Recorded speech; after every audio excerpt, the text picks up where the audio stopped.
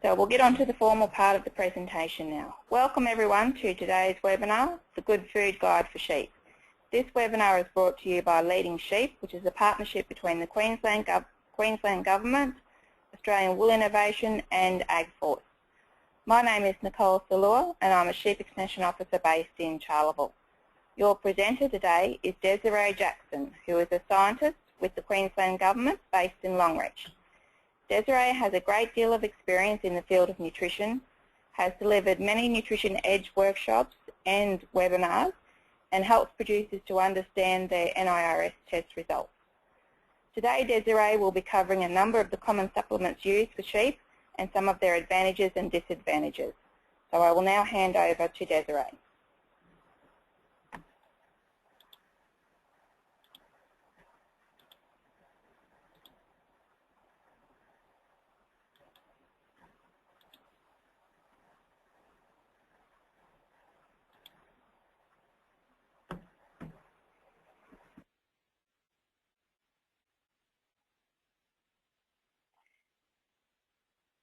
Hello everyone. I'm just getting used to the technology. I've done a couple of these, but yeah, it's always a bit of a battle getting through it.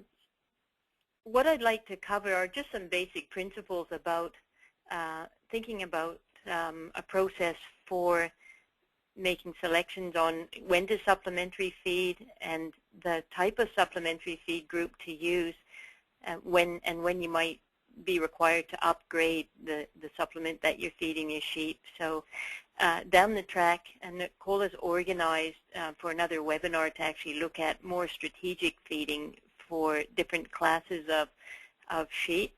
So we won't be getting into a lot of detail on that today. Okay, I think Nicole wanted to start with a poll. Sure. Thanks, Desiree. So if you have a look on your screen now, this is a quick poll just to give Desiree a bit of an idea of what kind of enterprise you run. So please click on all the responses that are applicable to you. So if you just run cattle, just click on cattle. If you run both sheep and cattle, click on the next option. And then if you're running sheep, tell us whether you're running wethers or you've got ewes and wethers. If you've got something else, then click on Other and type the answer into the question box.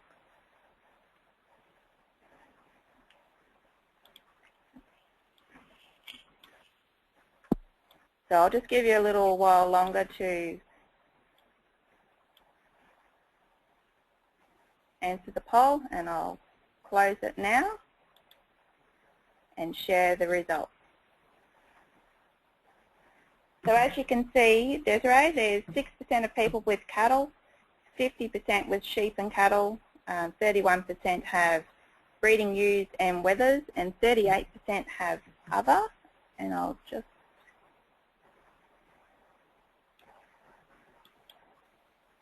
so a couple of extension officers and consultants. Thanks, Nicole. That's good. That's good. Thank you. That gives me a bit of background on where everybody's coming from, and it just helps me to tailor my talk a little bit to the type of operation that you have. Okay, so where do we begin? And often it's rather than sort of making a knee-jerk decision about we need to feed our sheep now, how can we be a little bit more strategic about putting the right supplement or right nutritional management program in place? The first thing we really need to be conscious of is, you know, what sort of animals are we running, and what are their requirements? And if we just have a look at ewes, for example, and just taking a typical 40-kilogram ewe, and those are her energy requirements. So her energy requirements are in megajoules per kilogram of dry matter. When she's only 1 month pregnant, she's got a very low energy requirement. You can see that as she gets closer to the end of term, it increases dramatically. So she's, you know, her energy requirement is getting close to twice that what she would have when she was 1 month pregnant. and that represents a significant increase in the amount of energy she's going to require. So we need to think about that in relation to what the pasture is actually offering the ewe. So, what time of year are we actually lambing ewes? Are we lambing them in September? And certainly know that there quite a few people do in this area in particular around Longreach start their lambing in September, and that's often a time of year when energy is quite low. So we can expect that time of year, if we have heavily pregnant ewes or lactating ewes, we're going to have to feed them some form of energy supplement. And you can see when she's in 1 month lactation, so she's in peak lactation when she's producing the most milk, her energy requirement increases astronomically. In contrast to that, while the energy requirements are going up very rapidly, we don't normally see a change in animal condition score as quickly until they start to show really rapid weight loss. So there's usually about a 6-week lag phase from when the animal starts to become deficient to when we can actually visually see that in an animal. And if you coincide that with an animal such as a ewe that's pregnant and going into lactation, you can see why her weight loss can accelerate very quickly, and why feeding supplements such as urea-based dry licks, and I'll talk about that a bit later, aren't particularly effective at trying to stabilize her weight loss. So in that situation, she's definitely going to need an energy supplement. So to coincide with what the animal's energy requirements are, we need to know what the pasture is offering, because the majority of the feed going down her neck is going to be coming from pasture. Here's an example of her protein requirement as well, and it's generally protein that becomes deficient in the diet initially, and that's why we feed things like urea supplements and some of the protein supplements, and I'll talk about that shortly as well. But again, you see that her protein requirement's quite low when she's only a month pregnant, but as she gets into the latter stages of pregnancy, her protein requirement practically triples and doubles again when she's lactating. So she has a really, really high demand, and there's just no way that a urea-based supplement, for example, can meet that large increase in requirement for protein. So we need to think about what are the types of feeds that are going to be able to offer enough protein at reasonable amounts, so that we can do it in the most cost-effective way possible. So in light of these requirements, what type of supplements should be fed? Well, supplements can be categorized into 4 broad groups.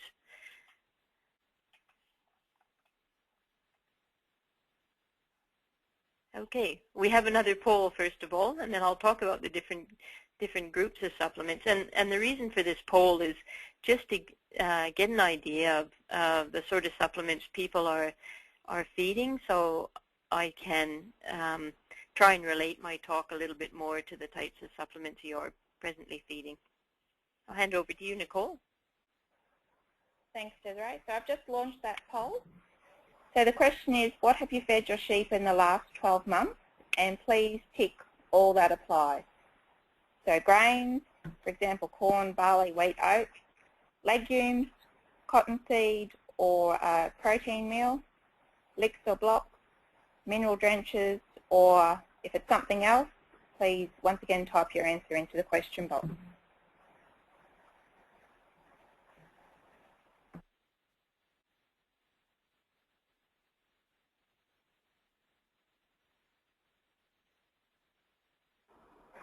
So it looks like most people have voted, so I'll just close that now.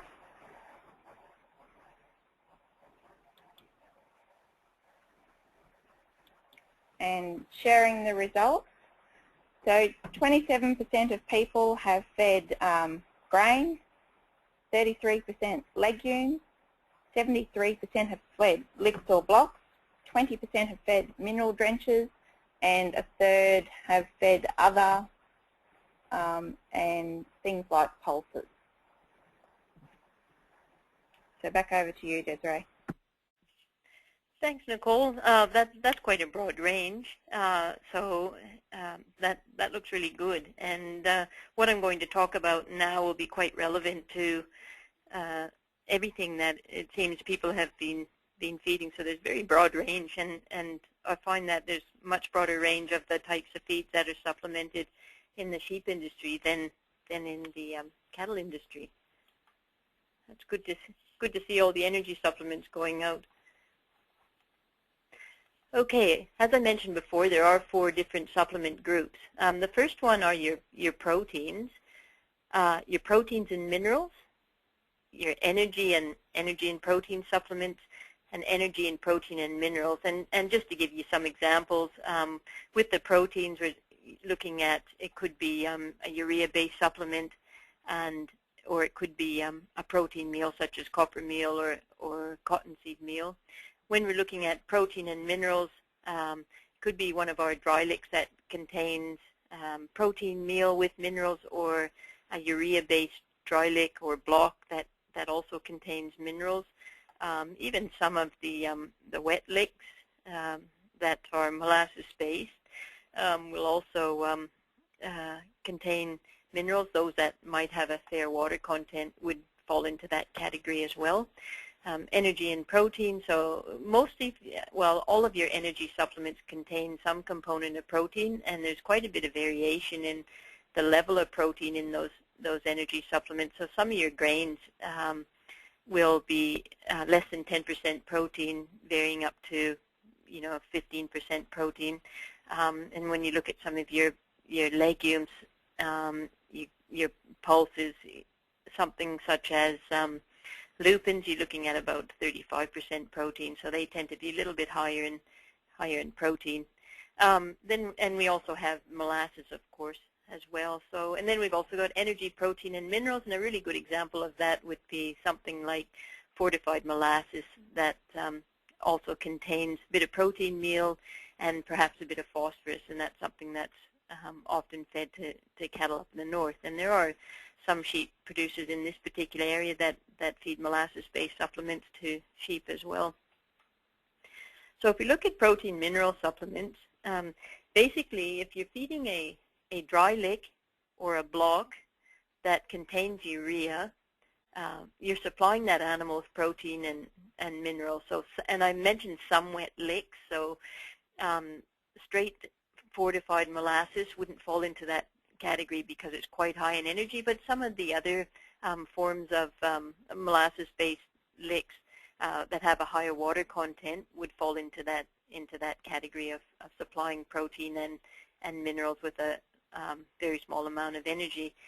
So basically what we're supplying to the animal is nitrogen, and nitrogen comes from either protein, which is coming from an organic source, so it's coming from a plant, or what we call non-protein nitrogen, and that comes from urea or Gran-Am, for example, and I'll talk a little bit about that, and also some minerals.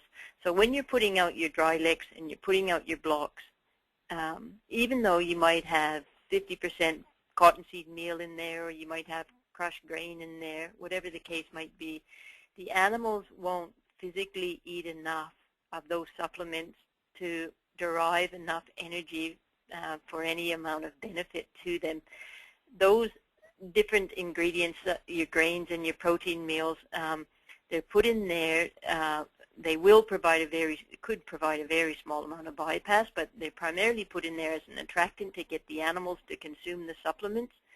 And they also are very useful in wet weather and dry licks in particular, in that they soak up moisture so you don't get urea going into solution on the surface. So they're pretty handy in that way. How we convert urea into a source of protein for the animal is through the rumen bugs. And basically what happens is the bugs in the rumen will convert that urea into microbial protein. But in order to do that, they need to have enough other substrates in there as well. So they can't live on fresh air and sunshine. They need to have enough energy, protein, and minerals to be able to convert that urea. And this is why when animals become energy deficient, feeding urea is generally ineffective, and the animals need to be upgraded to an energy supplement, and that's why it's important to keep monitoring the diet quality. So we're not feeding just the sheep, we're feeding the rumen bugs, and we're feeding the sheep, and we need to look after those bugs because their job is to convert a lot of indigestible feed for the animal, and as I mentioned, they can't do that without receiving enough nutrients themselves, so they require nitrogen and energy and minerals. If we feed them urea, we're supplying them with a lot of nitrogen, and 100% of that urea is broken down in the rumen, and it gets converted to microbial protein. So there's a bit of a symbiotic relationship between the rumen bugs and the animal, in that the animal provides them with the nutrients that they consume, and the rumen bugs break down the really indigestible feed. And this is why sheep and cattle and other ruminants can do much better on indigestible feed than, say, what horses can, because horses have a very limited ability to do that. They just have a cecum where there's a limited amount of microbial activity happening. And in the rumen itself, the rumen microbes consist of bacteria, fungi, and protozoa. And bacteria and fungi are the good ones. The fungi are the ones that increase in numbers during the dry season when there's a lot of dry feed around, and they're very effective at breaking it down. Protozoa are your parasites. They're a bit like the worms on the inside, and they just feed off the other bacteria and microbes, and this is why we feed them things like rumen modifiers such as Bovatec and Rumentin, those sort of things, because it helps to reduce the numbers of protozoa in the gut, and it helps the rumen to function more efficiently, so it improves feed conversion. The bacteria are by far the biggest population in the gut, and you have different types of microbes in the gut that break down different types of feeds, and this is why we don't suddenly bring animals onto a new feed. We ease them onto that feed so the rumen bug population can adjust to that type of feed that's going on in, and that's why when we're feeding things like urea, we need to make sure we bring them onto it slowly. Otherwise, we get too much ammonia production in the rumen, and we run into problems with urea poisoning. And I'm sure a few of you have seen that before. And in just to give you an idea of the numbers, there's about 10 to 200 billion per gram of rumen fluid of bacteria alone. So they're vastly huge populations, but their numbers fluctuate. So it doesn't take long for those numbers to drop back. And if we do things like muster our sheep up and leave them in the yards for a day without any access to feed, we can have a significant decrease in the population of the microbes in the rumen, and that's pretty critical, particularly if we're handling them in the dry season and then letting them out into pastures that are fairly indigestible. We often find that they might go backwards for a while, and that's not necessarily due to the stress of mustering. It's due to the fact that they've been held off feed for too long. So if they are going to be held in yards overnight for more than 12 hours, they really should have access to some sort of feed as well, some sort of roughage. Okay, and as I mentioned before, the rumen does adjust to the type of feed that the animals are receiving. So how much urea needs to go into a lick, that really depends on how much the animals are likely to eat of that particular lick, and also the class of animals. So it'll depend on the type of country you're on. If you're on country that's a little bit marginal, harder country, they'll tend to eat a little bit more lick. So we often put higher levels of urea in just to make the lick a little bit more unpalatable. It also depends on the diet quality. So, you know, if nitrogen or protein is not particularly deficient in the diet, we can use lower levels of urea.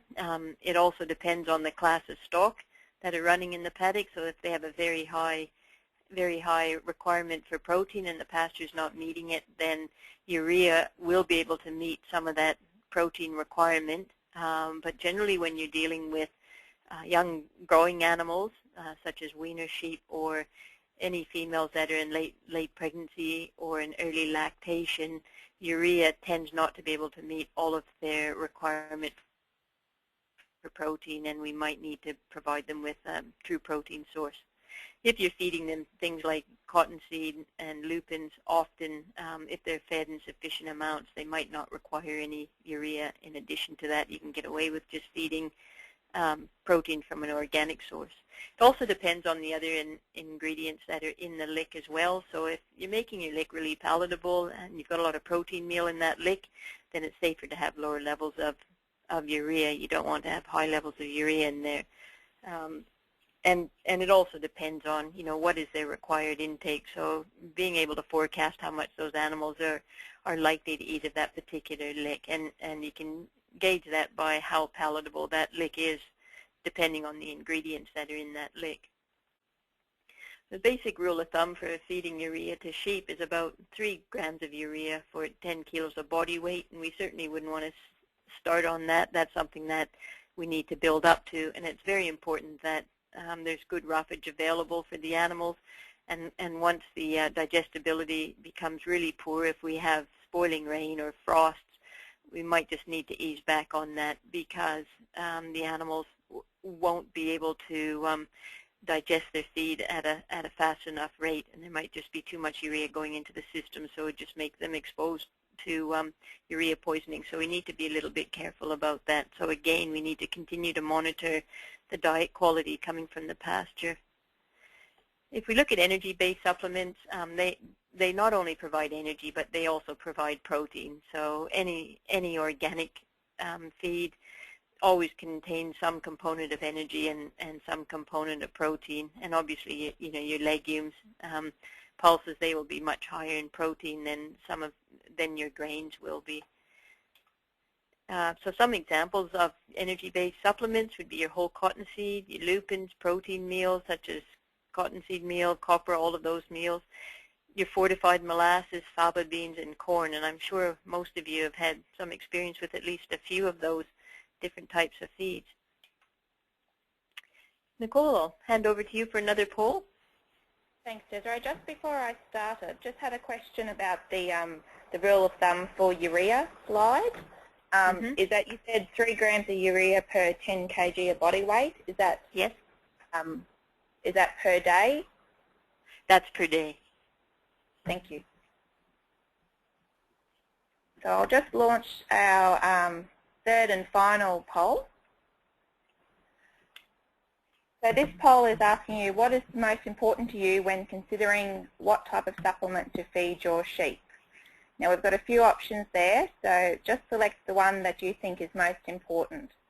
So what the animal needs, their requirements, the feeding equipment or infrastructure you have, price, safety of the supplement to your stock, or if you think it's something else, click on that option and please type your answer into the question box. So I'll just give you a few more seconds to have a read through those options and make your choice.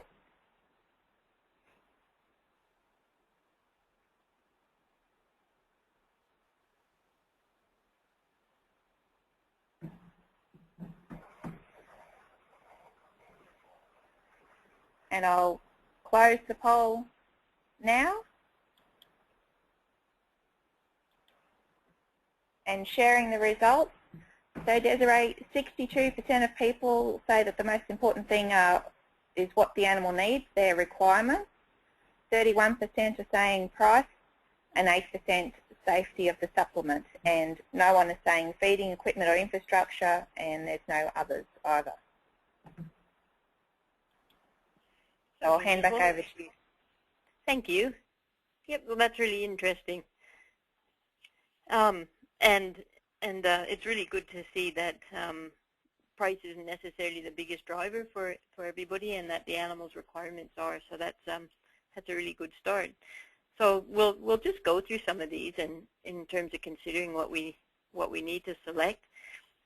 We have mentioned the price, and certainly we need to get away from looking at the price per ton of the supplement and look at what exactly are those animals deficient in, and what are we trying to supply to those animals, and looking at costing out the price for that particular nutrient. And I'll just show you a quick calculation on that to work that out. So it's really important to know what are they getting from the pasture and what's deficient, what do those animals require, and what are the nutrients then that those animals need to be supplemented with. Palatability. Sometimes people like to feed unpalatable licks because then it doesn't cost as much to feed those licks, but it's really important to ensure that they're palatable enough so that we don't get that defined tail in the mob, because some animals just simply won't eat those supplements. If the supplements are palatable enough, then you tend to get much more evenness of intake across a mob, and also they're actually getting exactly what they require. Safety is really important. If we look at some of the different energy supplements, some are much safer to feed than others. So feeding something like lupins, for example, is certainly a lot safer than feeding some of the other grains, and that's because it's much lower in starch. So it means that once we put the energy supplement out to our ewes, for example, that we can build them up to the full amount of lupins they require in a much shorter space of time than we might be able to achieve with our grains. Controlling intake is fairly important as well. So while we want a supplement to be palatable, we don't want animals to be going in and gorging, taking more than they require. And then also, if our supplements contain urea, we want to ensure that they're not consuming too much. Evenness of intake, again, that's fairly important. You know, if we're feeding something that's really palatable, then we need to make sure that there's enough space for all animals to have access, and ensure that everything receives what it requires.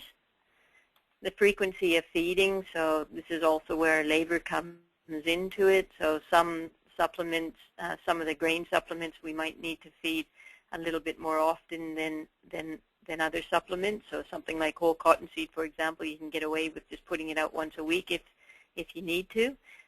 Other energy supplements we need to have out more regularly. And labor is obviously a pretty big component. And I imagine it's certainly something that everybody's thinking about at the moment, with the feed quality being so poor generally across the state, that a lot of people are going to have to embark on feeding some energy supplements, and it is very time consuming.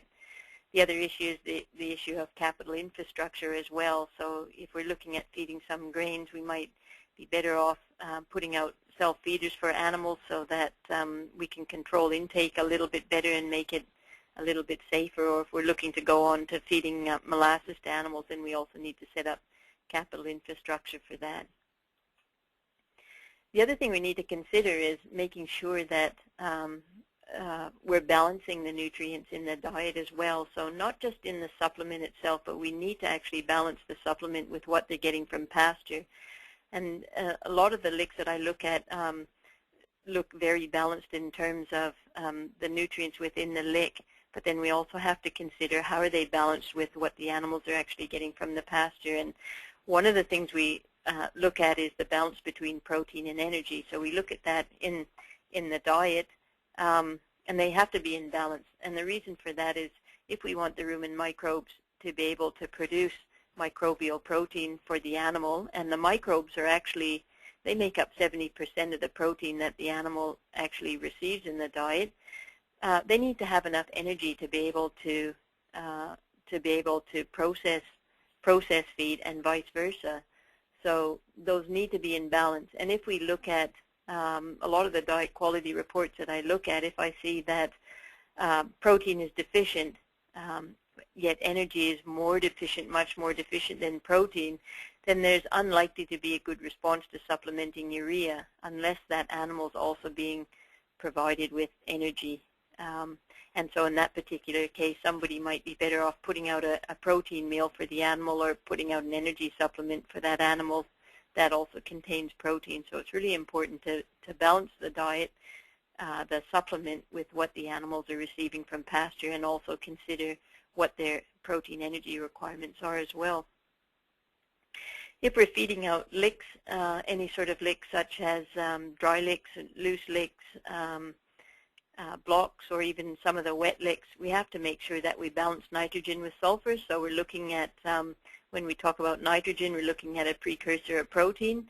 And the reason we look at that is protein's made up of different amino acids, and amino acids, many amino acids contain sulfur. And if we run out of sulfur, a lot of those amino acids can't be manufactured. And why this has important application for sheep is because wool contains obviously comprised of protein, which contain a lot of sulfur amino acids. So if animals aren't receiving enough sulfur in their diet, it can have an impact on wool growth. And I'm not saying go out and start putting a lot of sulfur into your licks, but what I'm saying is just be mindful about the balance in that particular lick. And if you're on mulga country, or I don't think any of you are on basalt country, but certainly if you're on mulga country, sulfur is very limiting in the diet. So we always need to make sure there's enough sulfur in the licks we're putting out. So basically, you know, the more nitrogen we put into a supplement, so if you're going to feed out a lick that has a lot of protein or a lot of urea in it, then we need to also make sure that it's balanced up with sulfur. The rule of thumb we usually look at is having a ratio of about 10:1. Obviously, the exception would be mulga country or basalt country, where that ratio will be a lot lower. And in a lot of licks I look at, it does come down a fair bit from that. And the reason for that is feed companies often will put sulfate of ammonia or Gran-Am into licks. And the reason they put it into licks is to not only balance up the urea, but they put it in that slightly higher levels to control intake, because Gran-Am is quite bitter. But we just need to be a little bit careful that we don't have too much in there, because it can cause problems for the animal. The other thing we need to ensure is that we balance phosphorus with calcium. I know a lot of people feel that they've got to put a lot of lime into their licks, and it certainly does make the cost of a lick cheaper. But most of Northern Australia, particularly when I'm talking about Northern Australia, I'm talking about north of the New South Wales border, aside from a few pockets where the calcium levels might be low, there's much higher levels of calcium in the diet coming from pasture than there is phosphorus. So when you start putting out licks that also have much higher calcium levels in phosphorus, you can actually exacerbate a phosphorus deficiency or interfere with phosphorus absorption by the animal. So you need to be really careful about that as well. So if you haven't done a phosphorus or calcium analysis of the diet, then I'd certainly recommend getting that done. Particularly, not all black soils exempt either, but particularly some of the lighter soils, it would certainly be worth looking at the phosphorus status on that sort of country. The ideal ratio of calcium to phosphorus is about 1:1 to 2:1. Normally on pasture, I see levels of about 4:1 to 7:1. That's on pasture alone. So that just gives you an idea of how much more calcium there is in the diet than phosphorus. And as the season dries off, phosphorus tends to fall more quickly than what calcium does. Okay, if we're feeding licks, we need to be really careful about building up the urea intake gradually, and that some people like to go to a high level of urea straight away, and that's okay if the lick's unpalatable, because animals will gradually come onto it. But if we are feeding palatable licks, we need to do things to try to slow down the intake, and that just allows the rumen bugs that convert urea to build up in numbers. So one of the things people will do is provide additional salt. And I usually recommend people just put out straight salt, first of all, just to see how hungry the animals are for lick and whether they've got a craving. And generally giving them salt alone for a week or so gets them over that craving for the lick, so that they don't gorge themselves when the lick's first put out for them. But the other thing worth doing is just adding a little bit of extra salt when a lick's first put out, or if you're swapping from one lick to another, just mix a shandy of the two licks rather than swapping from one to the other, because that can be very risky. Okay, and just looking at a typical dry lick for sheep, so we can see that we've got a urea level there of 9%, and there's a lot of other figures there that people often find confusing. Above that, on the second line, you'll see one that says equivalent crude protein 26%, and that will be coming from the urea, or if there's Gran-Am in a lick, or sulfate of ammonia we also call it, that also contributes to the equivalent crude protein. Urea has a 287% crude protein equivalent, so to get that figure of 26%, we just multiply the 9 by 2.87 and it gives us 26%.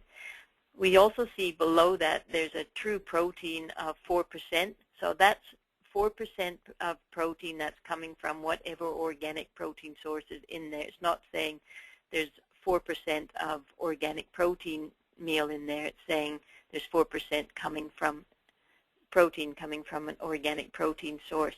And then we just add up the equivalent crude protein and the true protein, and that gives us 30%. So when we have urea supplements in licks, it often escalates the protein level, and sometimes people just misinterpret that as having a high protein level and thinking that might come from a protein meal. So it's important to know where that's coming from. And you can see the amount of salt in there, phosphorus and calcium. It's important to look at that ratio. You can see there's a fairly high calcium to phosphorus ratio there. You also look at the sulfur level, and from that we can actually work out our nitrogen sulfur ratio too. We just divide the total crude protein of 30% by 6.25, and that tells us how much nitrogen there is, and then we can work out the ratio of nitrogen to sulfur. And they also list all the trace elements in there as well, and that's they might be put in there because we've put in a trace mineral mix, or they might be there because there's a protein meal in that particular supplement that also contains trace elements. So those ones are probably not as important. That's just another typical analysis. So again, we see urea is 9%, and it gives us an equivalent crude protein level of 25.9%. We've got 4.1% protein coming from an organic protein source, so again, possibly from a protein meal, or it could come from a grain, and that gives us a total crude protein level of 30%. Okay, and that's on just the bottom there, that's a crude fiber of 5%. So looking at the cost of the lake, how do we compare them? We compare them on a dry matter basis, and that's probably not something to worry too much about unless you're trying to compare a molasses-based lick with one of the drier licks. But if we took a cost of a supplement and it was $750 a ton, and let's say, for example, we wanted to know how much it was going to cost us to feed phosphorus from that particular supplement, and we know the phosphorus content of that supplement is 5%. So the weight of the phosphorus per ton of supplement is 1,000 kilograms by 5%, because 1,000 kilograms is a ton.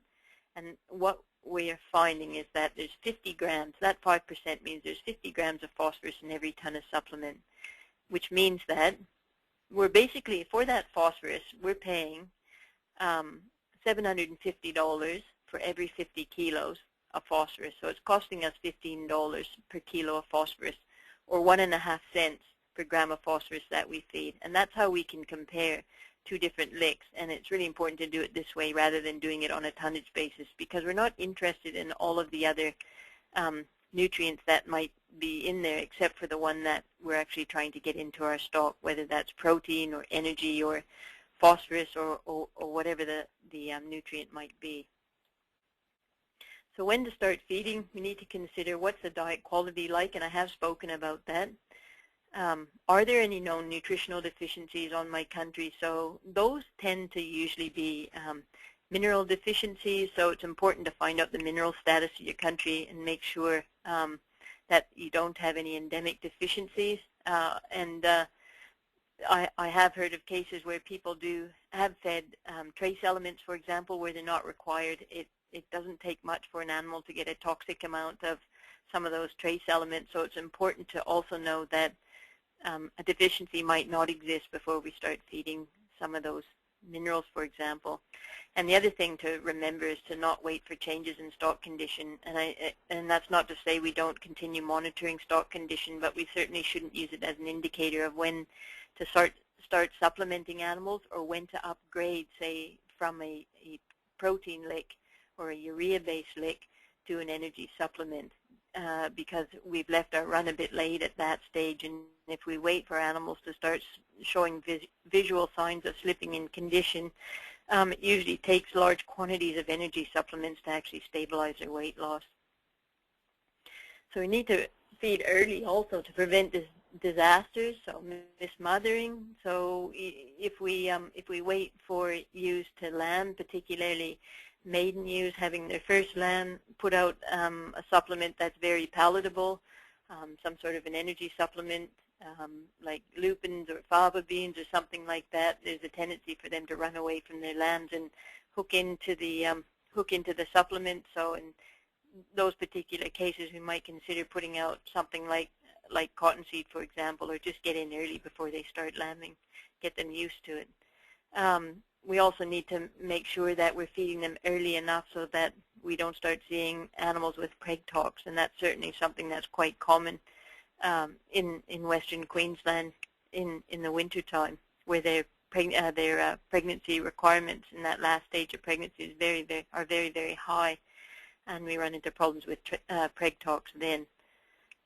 We also don't want issues with animals getting that hungry because they needed lick weeks ago, that they gorge on those licks, because we run into all sorts of digestive and metabolic problems. We run into problems with urea poisoning. Urea can be very safe to feed. I mean, there's always going to be some element of risk with feeding urea, but if it's done in a sensible way, then any risk will be minimized. We also want to prevent animals from losing weight rapidly. So, for example, if they become protein deficient, we get in early and we put out a supplement, put out our dry licks or our blocks early.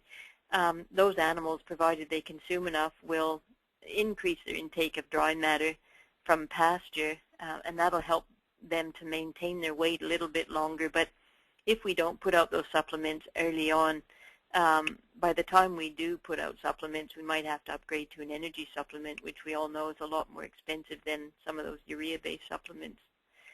And we don't want to wait for any lamb mortalities or ewe mortalities to occur either. There was one question that I received with regards to supplementing ewes just prior to lambing and the effect on improving colostrum, and that was in relation to supplementing corn. And there's certainly been research, a fair bit of research, to show that supplementing animals with corn a week prior to lambing can have significant increase on colostrum levels, and that will do a lot to reduce lamb mortality levels. But just feeding an energy supplement in that last week prior to the start of lambing will help to increase the amount of colostrum provided to the lamb and prevent some of those lamb losses from lambing to weaning. So other benefits from feeding early, cheaper supplements can sometimes be used, so you might get away with a nitrogen-based supplement as opposed to putting out an energy supplement. You can improve the immunity in the lambs from ewes being fed prior to lambing. Obviously, it's going to improve lamb growth and survival. So just to wrap up, a few take-home messages are: it's important to know what the requirements are for the class of stock you're feeding. So even getting it right down to looking at the differences in requirements between a maiden ewe that's pregnant versus an older ewe that's pregnant. Finding out what's missing in the diet, that's critical, and obviously diet quality is never static. So I often in most cases, people will get one diet quality analysis done and order a big heap of lick and think that'll do them during the dry season. But you know, a month or two down the track, that supplement might not be particularly effective, because protein energy levels are always declining at different rates. So it's important to be able to provide them with whatever is missing in the diet, and that might mean modifying a particular dry lick or upgrading to an energy supplement. Finding out if there are endemic nutritional deficiencies on your property, and I certainly found out, you know, with a few properties around this area where there's black soil, that just because people are on black soil Mitchell grass country doesn't rule out that they don't have a phosphorus deficiency. There are a few properties that have a P deficiency, for example. So it's important to get those things checked out and rule nothing out for your own property. determine which supplement group is most appropriate. Find out what those animals actually require and which supplement group is the most appropriate, and then start looking at, well, what are the options for feeding those animals. Calculate the cost of the feed on a cents per unit of nutrient basis, so don't get trapped into looking at comparing different supplements on a price per tonnage basis. And monitoring their intake to ensure they're receiving enough. So just because the supplement's out doesn't mean the job's done. I do a lot of phosphorus analyses, interpretations for properties, and on properties where they've put phosphorus supplements out for the animals, and the phosphorus levels are still showing up as being very deficient. So it's a case of, the supplement's out there, but the animals aren't consuming it. So it's important to monitor that. And also to continue monitoring diet quality and monitoring the stage of production that the stock are at. So, what might have been appropriate for the animals at one particular time of the year might not be appropriate even if the diet quality hasn't changed much. The animals' requirements might have gone up over a space of time, so they might require something different, or they might not require as much feeding. So it works both ways. So I'll pause there, Nicole, for any questions. Thanks, Desiree. We'd like to spend the next 10 to 15 minutes answering your questions about some of the supplements that Desiree has spoken about, or any others that you may be wondering about. If you've had experience in using a particular feed or supplement, then feel free to share that with us as well.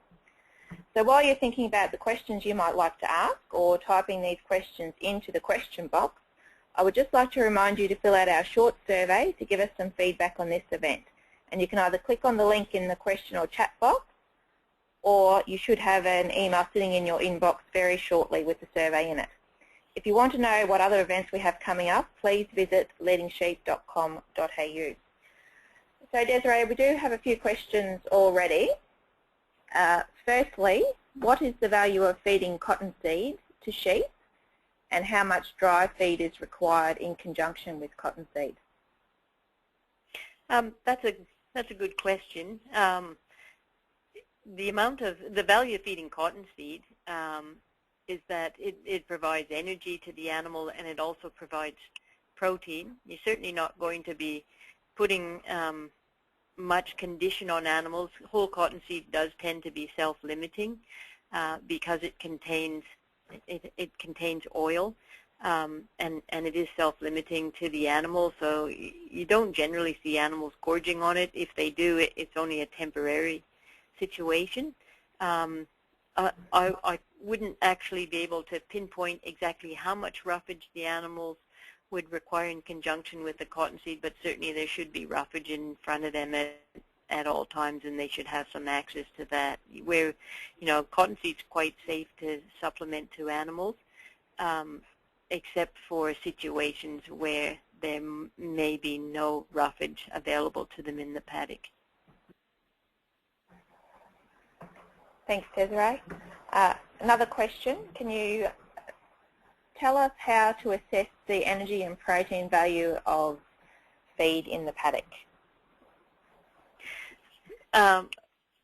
Yeah, in the past, what people have done is they've collected pasture samples, but what we found is that although the actual analysis of protein and energy from pastures is accurate, it doesn't represent what those animals are eating, and this has particular application to sheep because they're able to access so many more species of plants than cattle are at any given time.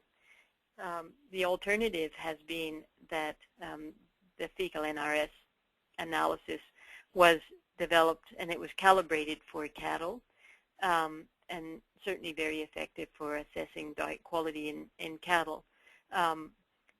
The test hasn't been calibrated for sheep, but they're both ruminants, and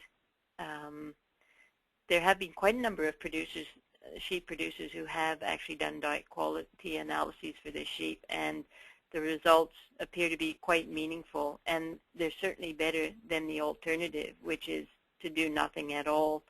I guess the other means of assessing pasture quality, and I certainly would never rule it out, is to go out and actually have a look at the pasture and see what proportion of green is in the pasture. So if the animal has access to, there's 30% green in the pasture, then sheep in particular would be able to select all of their diet from the green, and they should be doing reasonably well.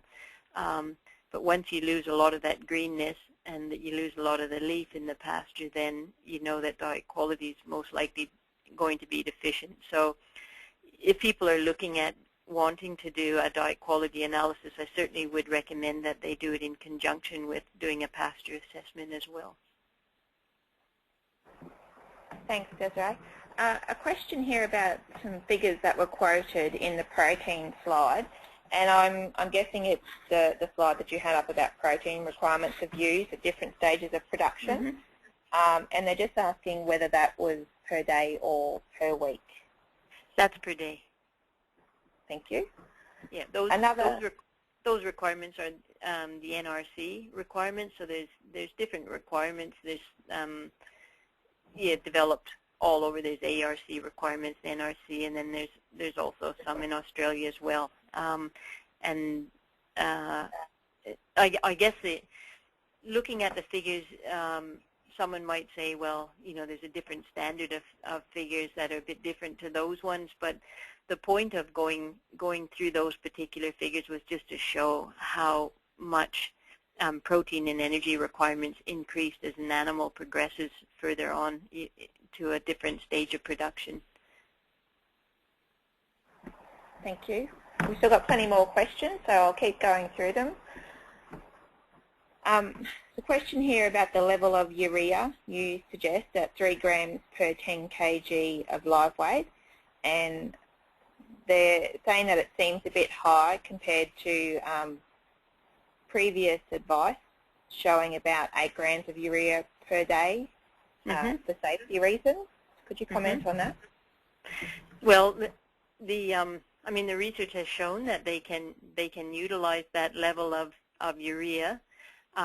Certainly in the recommendations that I make to people and I agree, to be on the safe side, I usually say aim to supplement them with no more than 8 grams, and that's just to minimize the risk of any losses from urea poisoning. But they can certainly use the higher level of urea for production, and what that's saying is that they're able to utilize that. They won't waste that amount. So it's basically up to a person to make a decision about what level of urea do they feel comfortable with in feeding their stock. Thank you. Desiree, another one of the questions that we had sent in to us prior to the webinar was about Anapro, and just wondering whether you could comment on the use of Anapro, please. Okay, yep. Yes, I did receive that question. I actually I had a look at the website to download a nutrient profile for Anapro, and I couldn't find one on there, and so the person that I received the question from, if we could have a phone conversation about that later, maybe we can talk about that. But what I will say quickly is that molasses certainly can be fed to sheep, and it has been done quite successfully, and I was involved in a small trial where we looked at feeding molasses to sheep, and it worked particularly well. All I would say is if people are looking to go down that track, don't make the assumption that a molasses-based supplement for cattle will necessarily be safe to feed to sheep. So particularly if it's been fortified with any trace elements. So just be mindful about what their requirements are for trace elements, but certainly feeding fortified molasses to sheep is another option for people. And some people have done it very successfully. Thanks, Desiree. Not actually a question, but a comment, or asking you to go back over the use of Gran Am in a lick. Can you just go back over that? Sure. Well, a rule of thumb for using GranAm is we usually say that for every 5 parts of urea that we put into a lick, we put in 1 part GranAm, and that's just to balance up, to provide that extra sulfur, so that when the rumen microbes are converting urea, and it gets broken down into amino acids further on down the track, that we've got enough sulfur there to manufacture those sulfur amino acids that the animal requires. And I also mentioned that GranAm is quite bitter, and it's often put into supplements at slightly higher levels to control intake, and it does that very effectively, but people just need to be careful that it's not put in at too high a level. Thank you. I know you did briefly comment on another one of the questions that we had sent in to us, which was about feeding corn to use about to lambs. Another part of that question was about, well, you know, what other supplements might be suitable besides corn if you can't get corn or corn's too dear. Can you just maybe make a comment on what else you might be able to feed instead of corn? Yeah, well, there's been a lot of research looking at corn, and that was for increasing the amount of colostrum in the ewe to help lamb survival. And some of the work that I've looked at, they're looking at you know, feeding levels of up to, well, they quoted figures of up to 750 grams per head per day. That was in the last week of pregnancy. Some research has shown that you know, something like lupins was not as effective, and other research has shown that feeding something like lupins is effective. The bottom line would be that if the animals are put on a high energy supplement in the last week of pregnancy, that it's going to have some impact on colostrum production. And I guess the other thing to be mindful of is, you know, if people are looking at sort of swapping around, just looking at the safety of feeding that particular grain. So different grains have different starch levels, and the higher the starch level, the more risky it is to feed that particular grain. So just be a little bit careful if you're swapping midway through the season from one grain to another. Another question, Desiree, we've got a few more and then we might just wrap it up. Just wondering if you could comment about a liquid mineral supplement. The person says that they've been using it for the last 6 to 8 months, but the improvement has coincided with good rain. Would I need to supplement with protein as well? That's a good question. Normally what we look at when we're making a decision about what the animals require is we look at what's the most limiting nutrient in the diet. And with the big seasons that we've had, on some country, it's obviously, you know, allowed for animals to be highly productive, but in other areas, it's actually, the pastures haven't handled it particularly well. So, for example, normally early in the dry season, you find that protein becomes deficient first if we're looking at protein energy only. In the last year, energy has actually become deficient before protein has, and that's just because we've had those huge wet seasons. We also need to look at which, you know, do some of these minerals actually become deficient in the diet before protein energy do, and a classic case is country that is phosphorus deficient during the wet season. Phosphorus actually becomes the most limiting nutrient in the diet, and this is why we get people to feed wet season phosphorus. On Mulga country, sulfur is most limiting, and this is why we need to put sulfur out so that the animals can utilize all of those other nutrients. If we don't, for example, in the case of phosphorus, where phosphorus is deficient, if we don't feed enough phosphorus, those animals are not going to be able to utilize all the protein energy in the diet, so they're losing some of their ability to capitalize on the high diet quality.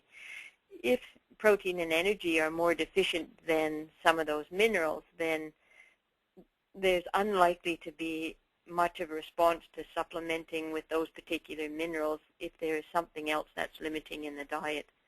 On some of the country up in the Marine Plains country up in WA, producers have been supplementing their animals, and they found out, that their supplements were very high in copper, and that's deficient in that particular country, and the animals did particularly well because copper was deficient unbeknownst to them. So it's important to find out, what is the nutrient status of the animals for minerals as well. Generally speaking, unless there's well-known deficiencies such as on mulga, phosphorus and sulfur, and there's different areas where there might be a bit of copper deficiency. Unless those are well established, there's not likely to be endemic deficiencies in a lot of other areas, but certainly I wouldn't rule it out. And if somebody was concerned, I'd certainly say, well, before you start spending a lot of money on supplying minerals only, establish whether there is a deficiency or not, and also look at the whole nutrient profile status of the animal, find out if those animals are protein energy deficient as well, and then look at how much extra benefit am I going to get from supplying minerals to those animals as well. Is it going to be worth the money that I have spent, and perhaps look at setting up a bit of a trial between two paddocks and supplementing one mob and not supplementing the other, and then you'll get a good idea of whether it's been worth the money that was spent on that particular drench. So I'm not saying don't give the animals a drench, but just set it up so that you can actually measure whether there's a benefit, and also try to establish initially whether the animals are deficient in any of those nutrients. And whether that's minerals or whether it's protein and energy, it doesn't really matter, and find out which nutrient is most limiting in the diet, because that's the one that they're going to show the biggest response to if they're supplemented with it. So it's a bit of a long-winded answer, Nicole. That's all right. Thank you, Desiree. We have plenty more questions, but I'm conscious that we're over time, so I might ask just 2 more questions.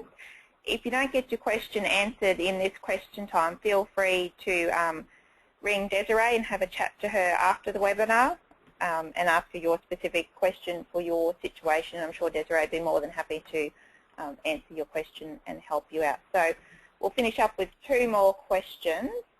The first one is once again about dry licks.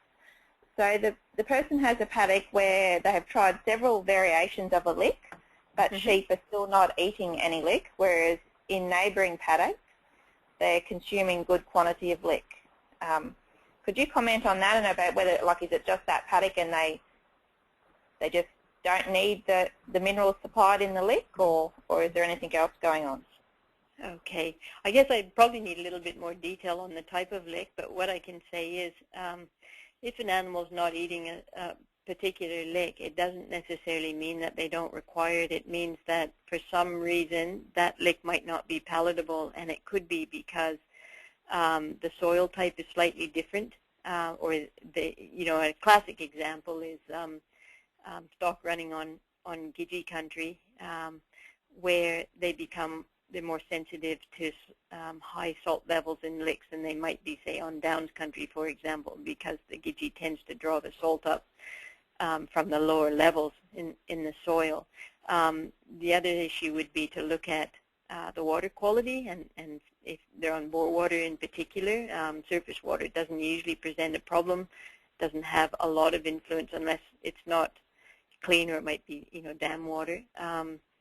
But certainly having a look at what are the salt levels in bore water, and also looking at you could look at diet quality as well. So if it's similar vegetation in the 2 paddocks, I'd certainly be looking at the water as a start. And then I guess they'd also have to consider what are they different classes of stock, but definitely have a look at water and look at soil type initially, but if that person would like to give me a call, I can go through that a little bit more thoroughly and get a bit more background on the paddocks and also the type of supplement that's being fed.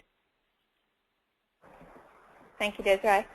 Last question. It's also about dry lick as well, and about the high level of salt in dry licks, and why that's there, and is that a good thing or a bad thing to have so much salt in the lick? Okay, yep, that's a good question too. I know that a lot of people don't like putting much salt into licks because animals, they will have some requirement for salt, but certainly not at the levels that are often found in the supplements that are being fed. Salt is put into licks, we know, because it either controls intake, prevents animals from eating too much, or in other situations it actually encourages animals to eat more, and that all depends on the country type the animals are running on. The beauty of having the salt in the lick is that it won't interfere with absorption of other nutrients. So sometimes different supplements might be put into licks, like, for example, Gran Am would be a classical one that's put into licks to control intake. If it is put in at a high level, animals could run into problems with sulfur toxicity, and also sulfur will interfere with copper absorption, which could present a problem for sheep. Whereas if you're looking at putting higher levels of salt in there, it's fairly inert, so it's not going to cause problems, and that just makes it a safe nutrient or an ingredient to put into a supplement. The other one that people might also put in there, with the perception that it's not going to cause a problem, would be to put a bit of extra lime in there. But if we have too much lime in there, it can interfere with phosphorus absorption, and in fact, if animals have a phosphorus deficiency, having too much calcium in a supplement can actually prevent the animal from mobilizing phosphorus from its bones as well. So it can play a lot of havoc with the metabolism of the animal. So salt's a very safe ingredient to include in licks, and I'm certainly an advocate of having salt in licks, so it's not a problem. Excellent. Thank you, Desiree. There are still a few more questions there, but given it's 2:15, we might finish up there. But as Desiree said before, if you haven't got your question answered, or you want more detail about some of the stuff that Desiree has said, then please give her a call or an email. When I send the email out, which I'll do very shortly, with the link to the evaluation in it, Desiree's email address is on that as well, so you can contact her via that. Just to wrap up the question session, Desiree, if you wanted 2 things that you want people to take away from this webinar about sheep and nutrition and what to feed, what would be those two take-home messages? There'd probably be a couple more than that, but I would say, get a good understanding of the diet quality and also the requirements of the sheep, and find out which supplement group they initially need to be choosing supplements from for the sheep, and just be mindful that the animal's requirements are going to change based on its stage of production and also changes in the diet quality. So that would be my take-home messages. Excellent. Thanks, Desiree. So that's the end of our webinar on the Good Food Guide for Sheep. Thank you, Desiree, for doing such an excellent job in explaining some of the different types of supplements you can use with sheep. Thanks must also go to our funders of this webinar, Leading Sheep, and thank you to you, our audience, for participating and asking so many great questions.